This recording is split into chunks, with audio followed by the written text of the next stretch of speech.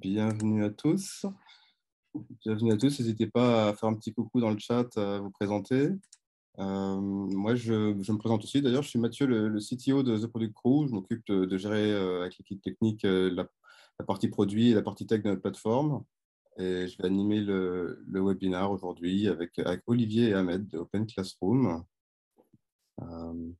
Qui vont... Alors, Open Classroom, déjà, je vais présenter rapidement, mais je pense qu'ils le feront aussi. C'est un site de formation qui est très ancien, j'ai envie de dire, et qui est très connu, qui était plus connu avant, je pense, en tout cas de mon expérience, sous le nom du site du zéro. C'est une ressource sur laquelle on tombait régulièrement avec des tutos en français, ce qui n'est pas toujours le cas et qui était assez appréciable et qui a continué de grandir et qui est devenu Open Classroom et qui propose du coup des formations en ligne avec certification sur des métiers en pleine croissance. Ça tourne pas mal pour eux, ils sont environ 400 personnes. Et on est aujourd'hui avec Olivier, avec Ahmed, qui sont respectivement back-end développeurs et staff engineer, si je ne dis pas de bêtises, et qui vont nous parler de ce qu'ils ont mis en place pour tester leurs API et notamment tester automatiquement leur API à travers les schémas OpenAPI. On laisse on laisse le temps à tout le monde d'arriver encore un petit peu. Je vois que ça se remplit. On est de plus en plus nombreux. Je temporise un petit peu. Faites des coucous. Présentez-vous. Ou j'envoie Lucie? On peut commencer, hein. On peut commencer. Ok. Eh bien, écoutez, Olivier, Ahmed, c'est à vous. Je vous donne la parole. Donc, bonjour. Moi, c'est Ahmed et je suis accompagné de Olivier. On travaille les deux chez Open Classrooms. Pardon, il y a un petit souci de... Ouais. C'est bon. Ouais. Et du coup, aujourd'hui, on va vous présenter donc API Tester, qui est un projet qu'on a développé chez nous pour automatiser les tests. Donc, aujourd'hui, on va présenter API Tester. Avant tout, on va commencer par parler des tests, comment tester une API. On va parler de le standard OpenAPI et après, on va parler du projet qu'on a développé pour améliorer automatiser les tests de notre côté. Et après, on va parler de comment ça marche. Voilà. Ouais, donc je prends la suite pour cette première partie. Donc, avant de rentrer dans le vif du sujet, de pouvoir vous présenter l'outil en tant que tel qu'on a développé et le pourquoi, c'est important de poser un petit peu de contexte et surtout de se poser la question de tester une API. Pourquoi, comment, même si certaines de ces réponses sont peut-être évidentes pour certains. C'est quelque chose d'important à cadrer. Alors, pourquoi on teste une API? Évidemment, dans un premier temps, pour s'assurer de son bon fonctionnement. Ça peut paraître bête à dire comme ça, mais nous, par exemple, dans le cas d'Open Classrooms, le premier client de notre API, c'est notre front-end, qui est une application React, et qui est donc ce qui fait que vous voyez le site openclassrooms.com quand vous le visitez. Mais ce n'est pas que ça, parce qu'on a aussi des partenaires, des clients B2B, B2G, etc., qui utilisent notre API sur certains scopes de l'API. Et donc, évidemment, au fur et à mesure de l'évolution de cette API, des mises à jour qu'on peut en faire, etc., on doit s'assurer que l'API continue de fonctionner pour toutes ces personnes et tous ces clients qui utilisent déjà l'API. Donc, les tests permettent déjà ça, de s'assurer qu'il n'y ait pas de régression, qu'il n'y ait pas de breaking change, etc., de choses importantes comme ça sur l'API au fur et à mesure qu'elle évolue. Et donc, elle est toujours constamment en bon fonctionnement. Dans le même ordre d'idée, s'assurer de la fiabilité des données qu'on retourne, là, tout simplement, c'est s'assurer que quand on fait, alors, prendre un exemple grossier, mais si on fait un exemple d'un get sur une collection de cours, on veut bien récupérer une collection de cours et pas une collection de students, par exemple, d'étudiants ou autres.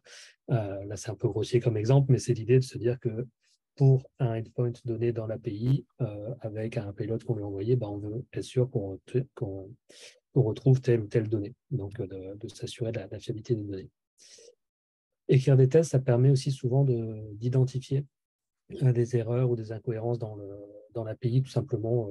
Ça revient un peu à l'exemple juste au-dessus, mais d'être sûr qu'un endpoint en particulier, quand on l'appelle d'une certaine manière, il répond de cette manière-là et qu'il n'y a pas d'incohérence dans ce qu'il répond, qu'il n'y ait pas d'erreur imprévue.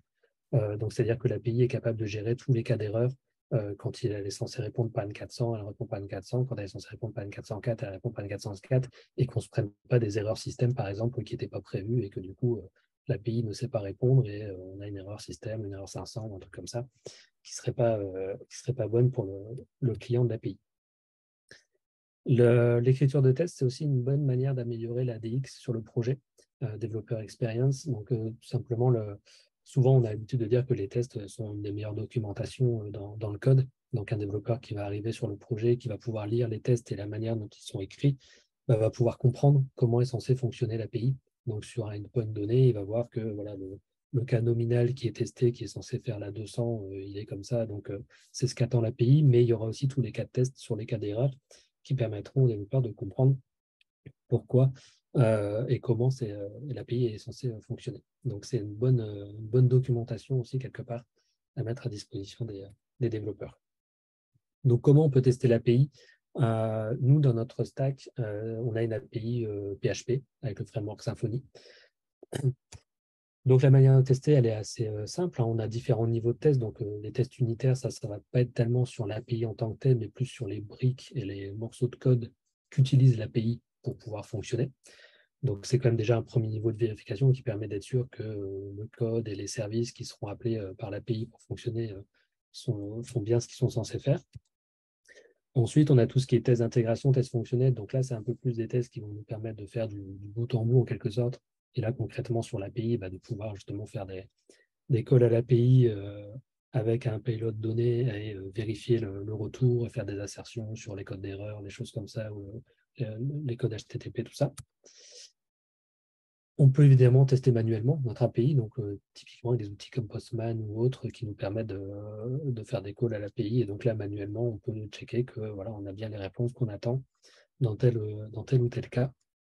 Donc là, c'est assez simple. On peut éventuellement aussi avoir des outils qui nous permettent d'avoir des tests aléatoires, ce qu'on appelle du monkey testing. Donc là, c'est justement ne pas se limiter au cas que nous, on connaît et qu'on attend. Puisque typiquement, on va vouloir tester qu'on a bien la 200 quand on récupère la liste, on va vouloir tester qu'on a bien une 404, mais dans un scope qu'on maîtrise parce qu'on sait que tel ID existe, par exemple, ou tel ID n'existe pas. Mais faire du monkey testing, ça permet des fois justement de découvrir des choses ou des failles qu'on n'aurait pas vues nous parce qu'on restait dans notre scope. Et là, ça va tester vraiment un peu, entre guillemets, dans tous les sens et des cas, des edge cases, des choses comme ça qu'on n'a pas forcément prévues. Donc, tout ça, c'est évident que c'est nécessaire de tester, mais c'est parfois compliqué ou en tout cas chronophage, fastidieux. Pour tester une API, et que ce soit cohérent, il faut par exemple s'assurer que toutes les routes et tous les scénarios sur chacune de ces routes soient bien testés. En l'occurrence, nous, par exemple, chez Open Classrooms, on n'a pas loin de 400 endpoints. On a même plus, je pense, de 400 endpoints sur l'API. Donc, ça voudrait dire que pour ces 400 endpoints, il faut que pour chacun d'entre eux, on soit capable déjà d'imaginer tous les scénarios possibles et qu'on les teste et donc qu'on écrive ces tests. Donc, ça peut devenir très chronophage et assez compliqué. Sur chacun de ces cas, il faudra aussi gérer la partie sécurité, authentification. Donc, en fonction de comment fonctionne votre API sur des tokens, gérer différents types de tokens pour être sûr que ça passe, les scopes de l'API qui doivent être gérés aussi avec OAuth, etc. Donc, tout ça, va falloir être capable de le gérer à travers les tests.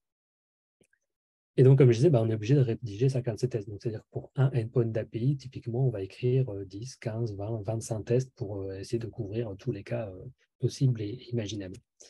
Et avec donc toute la notion aussi de répétitivité que ça peut avoir, puisque quand on écrit, par exemple, des tests sur le get d'une ressource, peu importe que cette ressource, dans notre cas, par exemple, soit un course ou un student ou comme ça, à partir du moment où on a un ressource /ID, on va vouloir systématiquement tester la même chose, c'est-à-dire la 200 si l'ID existe, la 404 si l'ID n'existe pas, etc., etc. Donc finalement, les cas de test qu'on va vouloir tester sur chaque endpoint sont assez répétitifs et finalement, on se retrouve à refaire à chaque fois à peu près la même chose. Et donc, une fois qu'on a posé tout ça, on voit déjà un petit peu à quoi on a voulu répondre avec l'outil qu'on va vous présenter après. Mais avant de rentrer dans le détail de ce qu'est cet outil, il y a un point important qu'on doit voir aussi, comme disait Ahmed tout à l'heure dans le sommaire, c'est OpenAPI, pour ceux qui ne connaissent pas, qui sont des spécifications qui nous permettent ensuite de faire fonctionner tout ça et qu'on utilise chez Open Classrooms. Donc, merci Olivier. Qu'est-ce que c'est OpenAPI? OpenAPI, c'est un standard de spécification qui utilise du JSON ou du YAML et notamment du JSON Schema, qui est aussi un autre standard qui permet de typer, avoir des formats et valider tout ça. La dernière version publiée, c'est la 3.1. Nous, chez Open Classrooms, on utilise la 3.0. Du coup, comme vous pouvez le voir, ici, un exemple de standard. Le premier bloc info, c'est un peu de la métadonnée. Après, il y a un deuxième bloc serveur pour déclarer les serveurs d'API. Il y a 3 blocs très importants, c'est Pass, Component et Tag. Donc, Pass, c'est le bloc dans lequel on va déclarer donc, la liste des routes qu'on va avoir dans le projet. Ici, par exemple, on a /course qui contient une méthode get avec un operation ID, un ensemble de tags, un résumé. La security ici, c'est O2. On déclare un scope Open Classrooms Client, les paramètres. Ici, on voit un paramètre dans un header avec un type string et un pattern précis en regex. Un exemple plus bas, pour donner un exemple à quoi ça pourrait ressembler. Dans les réponses attendues, on pourrait avoir du 200 si tout est bon, du 401 s'il y a un problème avec le token et du 403 si on n'a pas le droit d'appeler cette route. Dans les 200, on voit qu'il y a un schéma avec une référence envers un composant. Et les composants, ici, on voit qu'il y a un course list de type array. Donc, c'est un tableau d'éléments. Et chaque élément, c'est une référence vers course detail qui est un peu plus bas, qui est un type objet. Il a des propriétés. Parmi les propriétés, on a un titre qui est un type string, donc une chaîne de caractères, et qui ne devrait pas être nul. L'exemple ici, c'est automatiser vos tests avec API Tester. Du coup, on voit ici que le standard OpenAPI, qu'on a déjà commencé à utiliser depuis un moment, permet déjà de donner énormément de métadonnées sur notre API. Ça permet de typer notre API, contrairement à juste utiliser du REST. Donc, du coup, tout ça, on a énormément d'informations qu'on pourrait utiliser pour automatiser des tests chez nous. Et du coup, ça va suivre avec le projet qu'on a décidé de développer les derniers mois, qui s'appelle API Tester. Ouais. Donc, en effet, effectivement, la citation qu'on a mis ici, c'est un peu un mantra qu'on a un peu chez Open Classrooms, qui est tout ce qui est systématique devrait être automatique. Effectivement, comme dit Ahmed, entre ce qu'on a vu sur la première partie où tester des API, ça peut être assez répétitif et souvent la même chose, etc., et assez chronophage. Et qu'en même temps, à côté de ça, on a des spécifications comme OpenAPI qui nous décrivent assez exhaustivement notre API, avec tous les paramètres qu'il y a besoin sur chaque route, etc. Ça. Du coup, ça nous permet de nous dire qu'on a peut-être moyen d'automatiser tout ça avec un outil qui, par exemple, irait lire dans la spécification OpenAPI pour générer les cas de test qu'on a besoin de générer sur chaque route. C'est typiquement ce que fait API Tester. On détaillera son fonctionnement vraiment intrinsèque juste après. Mais déjà, pour vous montrer un exemple de comment on peut l'utiliser, c'est assez simple en soi. C'est-à-dire qu'en gros, c'est les spécifications OpenAPI dont on aura besoin, puisqu'API Tester va aller lire dedans pour générer ces tests. Sur votre projet, installez la lib API Tester avec une configuration minimale. Je ne m'attarde pas sur la configuration pour l'instant parce qu'on va la voir un peu plus en détail après. Et on run les tests. Donc, c'est au départ aussi simple que ça. La première fois qu'on a fait ça chez Open Classrooms, quand on a créé l'outil et qu'on l'a testé sur notre API, donc je vous ai dit tout à l'heure, on a pas loin de 400 endpoints sur l'API. Ça nous a généré plus de 5000 tests sur l'ensemble de l'API. Et donc 5000 tests, juste pour se rendre compte un petit peu, si on renvoie en temps de dev, donc en imaginant, je sais pas, un quart d'heure, 20 minutes de dev pour chaque test, ça nous fait plus d'1 an de dev économisé, juste avec API Tester qui a généré automatiquement les tests en du coup quelques secondes ou quelques minutes là pour le coup. Donc c'était assez impressionnant. Dans le détail de son fonctionnement, donc je parlais des spécifications OpenAPI, on en a parlé juste avant, vous avez vu le document que ça représente. Ces spécifications OpenAPI, soit vous pouvez les générer. Là, on a l'exemple, par exemple, d'une application PHP qui utilise API Platform. Il y a une commande dédiée qui vous permet d'exporter directement le schéma de votre API au format OpenAPI dans un fichier YAML ou même dans un autre type de fichier si besoin. Et donc là, vous avez vos spécifications qui sont générées automatiquement. Ça peut aussi être évidemment les spécifications que vous avez écrites vous-même au fur et à mesure du développement de votre API. Donc à chaque fois que vous rajoutez une route ou à chaque fois que vous modifiez une route, vous complétez vos spécifications OpenAPI et comme ça, c'est toujours à jour.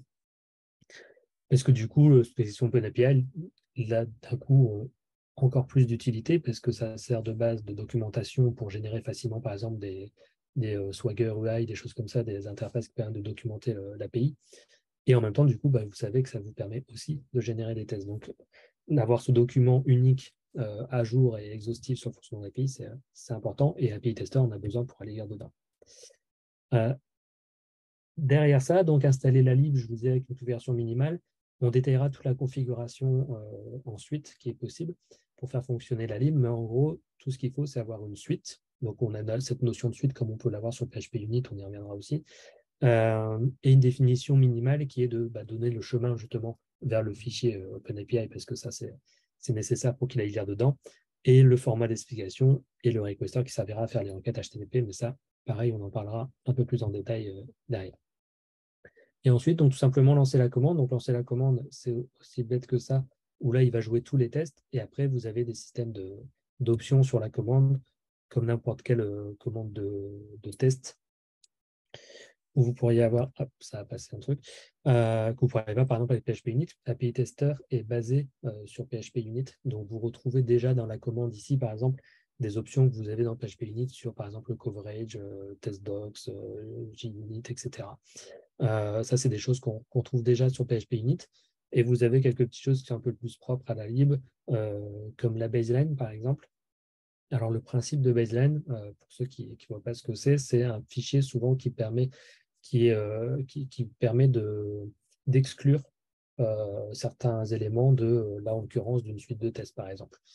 Ça peut être le cas dans certains outils aussi, par exemple d'analyse statique de code, où ça existe, vous avez des baselines pour éviter d'inspecter certains éléments de votre code externe. Et donc là, ça peut être, si vous pensez que certaines erreurs générées par API Tester ne sont pas cohérentes avec ce que vous souhaitez, vous pouvez lancer les tests avec l'option set baseline, et puis ça vous permettra d'automatiquement mettre ces tests dans un fichier. Et comme ça, plus tard, API Tester, quand vous relancez les tests, saura que ces tests-là, il doit les ignorer et pas lancer des erreurs là-dessus. Et donc, vous pouvez aussi, évidemment, configurer un fichier de config particulier ou une suite en particulier que vous voulez lancer, etc. Les filters de PHP Unit qui fonctionnent aussi et tout ça. Donc, c'est aussi simple que ça pour l'instant dans le lancement. Des exemples, juste rapidement, du résultat. Là, par exemple, on a une seule route. Donc ça, c'est sur une route patch de l'API. Il a généré automatiquement, on peut voir 26 tests, 52 insertions, et on voit ici les différentes erreurs qu'il a pu tester, 401, 403, 404, 406, plein de 400 différentes avec des scénarios différents. Donc là, on en revient un peu à ce qu'on disait en introduction, de pouvoir imaginer tous les scénarios qui peuvent exister sur une même route API. Là, API Tester s'en charge et va, de manière exhaustive, faire à peu près tout ce qu'il est possible de faire en fonction de ce qu'il va trouver dans la spécification OpenAPI pour générer des tests sur une route donnée. Là, on a un exemple d'erreur, tout simplement, où typiquement, il s'attendait à recevoir une 406 parce qu'il a fait un test sur un unvalid middle type, et il reçoit une 404 à la place. Donc là, ça veut dire que l'API ne fonctionne pas comme elle devrait fonctionner. Alors typiquement, soit c'est quelque chose que vous gérez de cette manière-là de votre côté, donc vous décidez d'ignorer ce test-là avec la baseline comme vous avez juste avant, soit effectivement, ce sera quelque chose à corriger sur votre API pour que ce soit le bon code d'erreur qui soit renvoyé dans le bon cas de figure. Donc ça, c'est pour comment on l'utilise. On va voir un peu plus dans le détail maintenant comment ça marche sous le capot, entre guillemets. Je te laisse reprendre, Ahmed. Yes. Du coup, est-ce que tu peux passer au slide suivant, s'il te plaît? Oui. Du coup, donc ici, c'est un diagramme de flow rapide pour voir à peu près comment on construit le test. Donc, du coup, on lance la commande, on construit un plan de test, on l'exécute le plan de test. Là, on commence à préparer une suite et on la lance. La suite, elle, est déclarée, comme on l'avait vu dans les fichiers de config. Et au moment où on lance la suite, et on prépare la suite, ça va lire la config, parser la config, charger tout ce qu'il faut charger. Notamment, ça va s'authentifier après. Ça va appeler tous les préparateurs qu'on a configurés dans la liste. On va voir après c'est quoi les préparateurs. Une fois que les préparateurs vont permettre de générer des test cases, et ces test cases sont transformés en test cases de PHP Unit, qui est un projet dans PHP pour faire des tests unitaires, mais ça sert de base pour notre projet. Et derrière, on lance tous ces tests et on a un résultat. Du coup, le résultat, celui-là, comme présenté plus tôt. Du coup, ici, c'est un exemple de configuration de ce qu'on a, nous, par exemple, dans le projet. Premier truc qu'on voit, c'est Bootstrap, qui est juste un fichier dans lequel on va faire certains traitements de base. C'est assez standard dans plein de librairies. Par exemple, si on veut charger des trucs spécifiques à nous, on les met dans le Bootstrap, dans un fichier. Les suites, c'est là où on déclare les suites qu'on a. Ici, on voit qu'on a une suite qui s'appelle All, tout simplement. Donc, on voit le nom. Après, on a la définition. La définition, donc c'est le schéma OpenAPI ici. On déclare le format OpenAPI. Ce qu'il faut savoir, c'est que le projet, l'architecture du projet est faite de façon à pouvoir gérer n'importe quel type de schéma d'API. Par exemple, du RAML ou comment on appelle GraphQL. Voilà. Et du coup, le pass ici, c'est le pass vers le fichier. Ça peut être très bien être une URL. Plus bas, on voit le requester. Ici, on voit un autre requester différent de celui qu'on avait vu avant, qui est l'HTTP request. Donc, HTTP A5 request, il va juste envoyer des requêtes HTTP classiques avec un client. Donc, ça permet au projet de se greffer à n'importe quel autre projet du moment qu'il y a un serveur qui tourne, il va pouvoir appeler les routes. Ici, Symfony Kernel, c'est un projet, c'est un requester beaucoup plus proche de Symfony. Il va pouvoir prendre un kernel Symfony, il va pouvoir charger directement le kernel et lancer, créer une request pour le kernel et s'attendre à avoir une réponse du kernel. L'avantage de ça, pour nous, par exemple, c'est de pouvoir faire un test plus proche du code, plus un test d'intégration qu'un test fonctionnel pur. Et ça nous permet, par exemple, de lancer des transactions avant et des transactions après, et du coup, garder la base de données toujours dans un état propre entre chaque test. Plus bas, on voit un test case class. Ici, c'est juste pour hériter d'une classe de test de l'autre côté. Aussi, ça va de pair avec le requester Symfony, parce que derrière, ça nous permet, dans cette test case class, de dire, tiens, avant de commencer le test, on commence une transaction, on rollback la transaction après. PHP Unit Conf, ici, c'est vu que ça hérite de PHP Unit, ça permet de charger du coverage de PHP Unit. Encore, ça va encore avec le fait de s'intégrer à Symfony, de pouvoir gérer le coverage. Donc là, on peut récupérer directement la même configuration de coverage que PHP Unit si on a un PHP Unit dans le projet. Bien sûr, dans le cas où on fait du HTTP, toutes ces informations-là ne sont pas importantes. Les filtres ici, c'est juste des filtres qui vont nous permettre donc il y a exclude ici, mais on peut faire aussi include, mais ils vont nous permettre de choisir quelles opérations dans l'OpenAPI vont être testées. Ici, par exemple, on exclut toutes les opérations qui ont un tag preview. Alors, on ne veut pas lancer des tests dessus. On peut très bien se baser sur le nom de l'opération, on peut se baser sur le statut code, on peut se baser sur plein de trucs. Il y a plein de propriétés qu'on pourrait utiliser. Donc après, il y a les préparators. Donc c'est la configuration de ce qui génère les tests, mais ça, on va voir après. Et après, on a l'authentification. Donc ici, on a un nom qu'on va donner au token qu'on va obtenir. Ici, en auth 2, on va envoyer un body. On peut envoyer aussi des headers. Ça permet de générer des tokens, de les mettre dans une collection, les réutiliser après pour certains tests. Du coup, pour après, on va présenter la liste des préparateurs. Donc ici, c'est la liste complète. On va repasser un par un sur ces préparateurs. Donc du coup, pour commencer, on a l'exemple préparateur. Donc l'exemple préparateur, il va permettre de générer des tests qui vont essayer de souvent avoir des codes 200, 201, 204. Ici, par exemple, on voit que pour la route course / course ID, on a un schéma dans les paramètres. On a un type integer avec un exemple, avec un nombre. Le test généré par ce préparateur, il va forger une requête, il va créer une requête HTTP qui contient les exemples que nous, on a mentionnés dans l'OpenAPI. Et il va s'attendre à avoir en retour les exemples que nous, on a mentionnés dans les réponses. Donc, du coup, le code, souvent, qu'il va avoir, il va regarder les codes de type 200, donc celui qui est déclaré dans la liste des réponses. Donc, si c'est un 200, 200, 201, il va vérifier que c'est bien le 201 qu'il a obtenu. Ici, à droite, on voit la configuration, donc sous la clé préparateur. Donc, on a un name, donc le nom du préparateur exemple. Et là, par exemple, on dit excluded fields, body, header. Donc, c'est-à-dire, tu ne vérifies pas ce qui est dans le body, tu ne vérifies pas ce qui est dans l'header, ce qui va vérifier juste le statut code. Il y a une autre config, c'est l'extension pass. C'est un fichier qui va permettre de gérer plus d'exemples. C'est dans la slide suivante.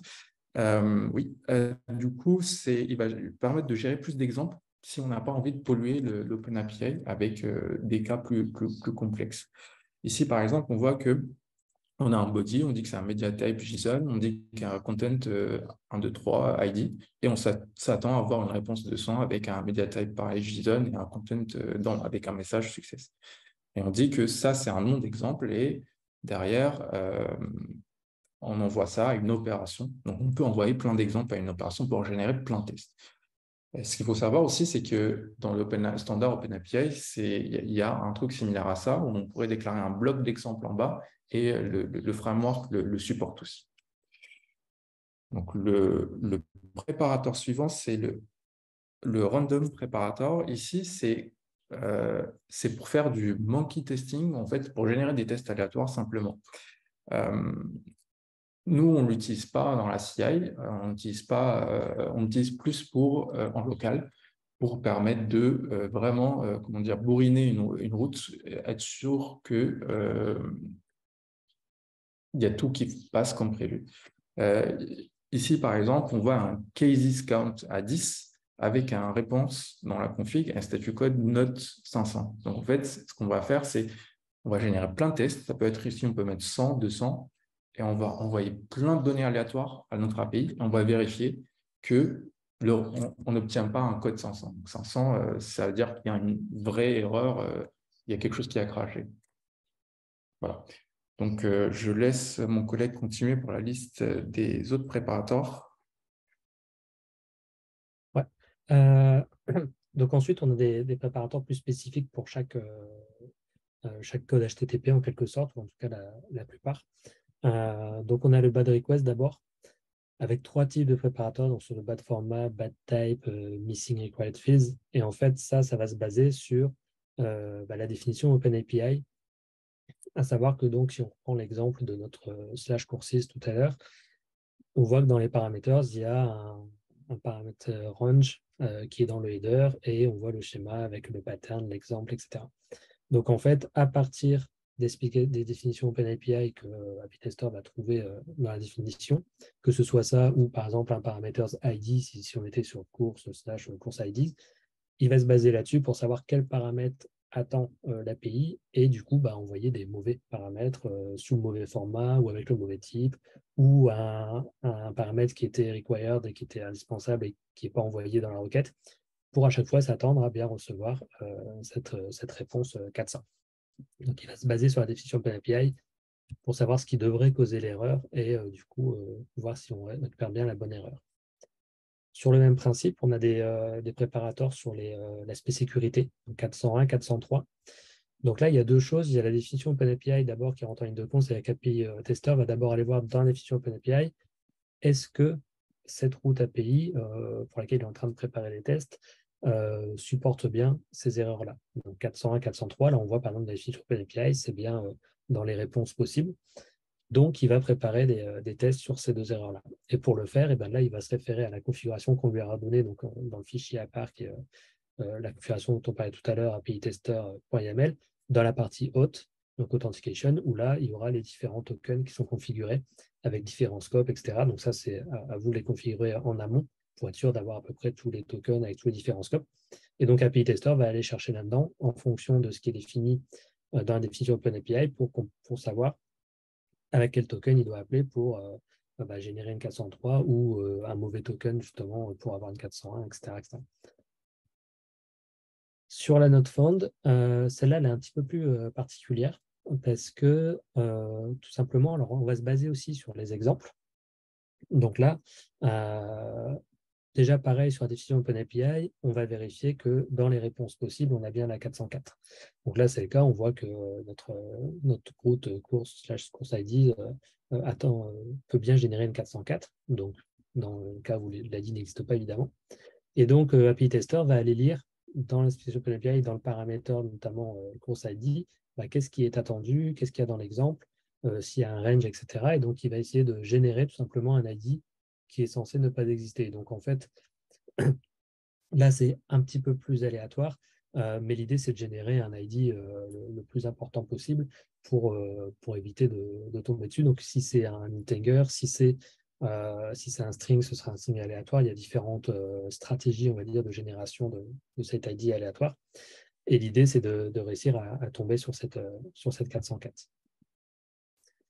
Ensuite, on a une 405 méthode notoload. Donc, celle-là, elle est plus simple à comprendre, puisque tout simplement, on va lire dans la définition OpenAPI quelle méthode est attendue. Donc, on est toujours sur notre exemple de la collection courses, c'est un get. Et donc, API Tester va essayer de générer des tests pour chaque méthode HTTP qui n'est pas un get. Donc là, on voit l'exemple tout à droite, c'est la liste par défaut de toutes les méthodes HTTP dont API Tester a connaissance. Donc, il va générer un post, un put, un patch, un delete, etc. pour cette route-là. Donc, qui à chaque fois devrait générer une 405 parce que cette route ne doit accepter que le get. Et on peut le configurer, ça, dans la configuration de Chopin API Tester. Donc, sur le préparateur Error 405, on voit qu'on peut lui passer la liste des méthodes sur lesquelles on veut qu'il se concentre. Donc, au lieu de générer à chaque fois toute la liste des tests, là, par exemple, on va se concentrer que sur le get, post, put. Donc, dans notre exemple, il ne va générer uniquement des tests que pour le post et le put. Il va ignorer le get puisque c'est la méthode de base. Et il va générer que ces deux tests-là pour avoir vérifié la 405. Sur le not acceptable, donc la 406, donc là, on est sur le format accepté par l'API. Donc toujours pareil, première étape, aller lire dans la définition OpenAPI qu'est-ce qui est accepté par cette route. Donc là, typiquement, il va aller voir dans la réponse 200 le content qui est attendu, application JSON. Et donc ça va s'appliquer pour le content type et pour le accept header également. Et donc du coup, à partir de là, il va essayer de générer des 406 en appelant l'API avec d'autres types de formats. Donc là, pareil, dans sa configuration de base, on voit qu'il se réfère à une constante type de mime. Je ne vous ai pas mis la capture écran parce que là, il y a une centaine de types différents. On a repris tous les standards qui existent, donc il y en a un paquet. Donc par défaut, et pareil, il va générer des tests pour chaque type qui n'est pas compris dans l'API ou pour un nombre de cas définis. Donc là, on voit dans l'exemple de la config qu'on peut donner, on peut lui passer une liste de types sur lesquels on veut qu'il se concentre, comme pour les méthodes tout à l'heure. Et on peut aussi lui passer un case count, donc en fait le nombre de tests qu'on veut qu'il génère, pour pas forcément générer 200 tests sur tous les 200 différents types de médias tables qui peuvent exister, etc. Pour se limiter un petit peu. Donc là, il va générer le nombre de tests qu'on lui demande aléatoirement dans la liste des types qu'on lui a donné pour essayer de générer cette 406. Et enfin, donc on a le 416 range not satisfiable, donc dernier préparateur. Donc ça, c'est tout simplement plus typiquement dans le cas d'une pagination, par exemple. On voit à gauche ici les paramètres donc, de notre route API. Donc toujours pareil sur cette collection de /courses. On voit qu'on a un paramètre range qui existe dans le header et qui définit comment on peut appliquer la pagination donc, quand on appelle cette route-là. Donc API Tester va aller lire ça. Ce test-là, 416, va être généré que si justement API Tester trouve un paramètre qui s'appelle range dans l'explication OpenAPI. Et si c'est le cas, donc il va générer son test. Et là aussi, on peut mettre des éléments de configuration pour lui dire où il doit trouver justement son range, donc dans le header, comment il s'appelle et quelles sont les unités utilisées, etc. ça lui permet de donner l'indication et de savoir où il va aller chercher le range. Et donc, lui, tout simplement, pareil, il va essayer de générer un range qui est pas bon en fonction des exemples qu'il trouve ici. Soit un range trop large, trop petit, ou avec des chiffres négatifs, etc. Il va générer différents types de tests pour avoir ce range not sustainable, donc l'erreur 416. Donc ça, c'était pour l'ensemble des préparateurs qui sont vraiment le cœur d'API Tester, en quelque sorte, donc pour montrer un peu vraiment comment ça fonctionne dedans. Évidemment, on aurait pu vous en dire beaucoup plus, mais on va se limiter à ça pour l'instant pour le fonctionnement d'API Tester. Et je vais passer la parole à Ahmed pour la conclusion. Du coup, pour nous, c'est quelque chose qui a complètement changé notre stratégie de test. Il y a des tests qu'on a arrêté de faire parce qu'ils sont automatisés. On se concentre plus sur les tests beaucoup plus métiers. On a d'autres projets prévus par rapport à API Tester pour améliorer notamment les tests de sécurité plus poussés, améliorer la configuration, simplifier certains trucs. Pour l'instant, ce n'est pas encore open source parce qu'on s'attend à faire beaucoup de changements et ça le sera bientôt. Voilà. Maintenant, aux questions. Top, super, merci beaucoup. Avant les questions, on va faire un petit sondage que Lucie est en train de préparer et qui va arriver bientôt sur vos écrans. L'idée, c'est de répondre de manière assez brève pour que, en gros, il y ait une question fermée et des questions ouvertes sur lesquelles vous pouvez dire ce que vous voulez. Donc, le but, c'est de faire des réponses brèves pour qu'elles puissent s'afficher déjà en entier et que voilà, qu'on arrive à les lire. Pendant ce temps-là, pendant que vous remplissez le sondage et que vous répondez sur le Slido, il s'agit de flasher le QR code que vous voyez pour pouvoir y accéder. Hein, c'est très simple. Et après, vous avez juste à cliquer ou à écrire. Et je vais vous parler un petit peu de ce Product Crew qui héberge le webinar, on va dire. Nous, ce qu'on fait, c'est qu'on se définit comme des copilotes du recrutement. En fait, on accompagne les talents data, product, design et dev. On diffuse beaucoup de ressources, que ce soit des ressources sur Notion ou des events, des webinars, des meet-ups, des choses comme ça. Et régulièrement, on propose des sprints de recrutement. Donc, vous mettre en relation si vous êtes intéressé avec des entreprises qui recrutent. Voilà, on fait des profils de confirmés à C-level et on a 600 entreprises qui bossent avec nous. N'hésitez pas à répondre aux questions, là, je vois que ça ne bouge pas beaucoup. Et qu'est-ce que je peux vous dire d'autre? En tout cas, je trouve ça super intéressant ce qui vient de nous être présenté, notamment sur le temps de dev gagné, là, 1 an de dev économisé, et en plus du dev qui n'est pas forcément le plus sympa, qui est un peu rébarbatif quand on doit coder ce genre de choses. Donc, c'est vraiment très impressionnant. En attendant plus de réponses, j'avais une petite question, moi, sur est-ce que les tests sont prédictibles? C'est-à-dire que je vois qu'il y a beaucoup de tests générés aléatoirement. Est-ce que c'est possible qu'à un moment donné, le test fail et que sur le run d'après, il passe parce que ce n'est pas les mêmes données aléatoires qui ont été générées? Alors, ça arrive, effectivement, surtout si sur certains tests, par exemple, quand on configure le random préparateur, vu que c'est random, ça arrive souvent. C'est pour ça qu'on ne le met pas dans la CI. La majorité des autres préparateurs, normalement, c'est assez prédictible. Parfois, ça arrive, mais ça devient de plus en plus rare. C'est quelque chose qu'on a fait un effort pour réduire. Maintenant, ça arrive quasiment pas. Donc, il y a juste le random préparateur qu'on a dû exclure de la CI et le laisser seulement en local parce que celui-là, c'est impossible. Enfin, de nature aléatoire, c'est impossible à maîtriser. Ok, c'est un peu les aléas du monkey testing. Une autre question que je me posais, c'est en gros, quand c'est les méthodes REST, vous testez tous les verbes qui ne sont pas prévus. Est-ce que quand c'est un type attendu, mettons que la méthode attend une string, est-ce que vous testez tous les autres types, les booléens, les numbers, etc.? Oui, on passe tous les autres types pour chaque valeur. Alors, pour chaque type, par exemple, si c'est un type string, on passe d'autres types. Et par contre, pour les formats, on ne passe pas tout, on passe que les formats les plus utilisés chez nous. Par exemple, pour datetime, on essaye de changer autre chose que datetime ou date. Et je crois qu'on a 2 ou 3. Et ouais, c'est tout. Parce qu'après, ça génère de plus en plus de tests, donc il faut trouver un juste milieu. Ok, cool. Ouais, ça dure combien de temps un test run du coup? Donc, un test run par rapport à nos 4, à nos 5000, maintenant on a un peu plus que 5000, ça a duré 50 minutes quand c'était séquentiel. Mhm. Maintenant, on avait paralysé ça dans la CI et ça dure dans les 5 minutes. D'accord, ouais, c'est quand même un sacré gain de temps. Cool. Et est-ce que depuis que vous l'avez mis en place, est-ce qu'il y a des edge cases que vous avez réussi à attraper grâce à ces tests que vous n'aviez pas anticipés et que vous êtes tombé dessus grâce à ces tests? Oui, bien sûr. Plein.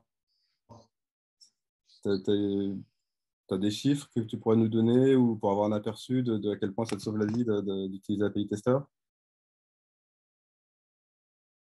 Ah, je vois que tu ne bouges plus. J'ai l'impression que tu as un petit peu perdu la connexion, ou alors c'est moi peut-être. Ouais, Olivier, tu m'entends toi? ouais, je ne sais pas s'il a prise ou pas. Alors, je pense pas qu'on ait de chiffres non, vraiment là-dessus. Pas forcément parce que par rapport à chez SQLDSP, en fait, comme c'est au fil de l'eau, on va dire, voilà, les développeurs qui run les tests, quand ils voient qu'effectivement il y a des tests qui n'étaient pas prévus par l'API et qui sont remontés par API Tester, bah, c'est corrigé automatiquement. Donc, on n'a pas forcément de chiffres là-dessus, mais en tout cas, d'expérience, effectivement, oui, on sait que ça peut arriver. Et c'est du coup gain qu'on voit, un des gains qu'on voit sur API Tester qui permet, comme les tests sont générés et qu'il y a forcément des choses auxquelles nous n'aurait pas forcément pensé, qui sont couverts par API Tester. Donc, ça peut sauver des fois. Ok, cool. Il y a une question de Laure Champel dans le chat. Est-ce que Laure, tu veux prendre le micro et poser la question en direct? Lucie va te donner la parole si c'est OK pour toi. Ça marche. Eh ben, Lucie, let's go.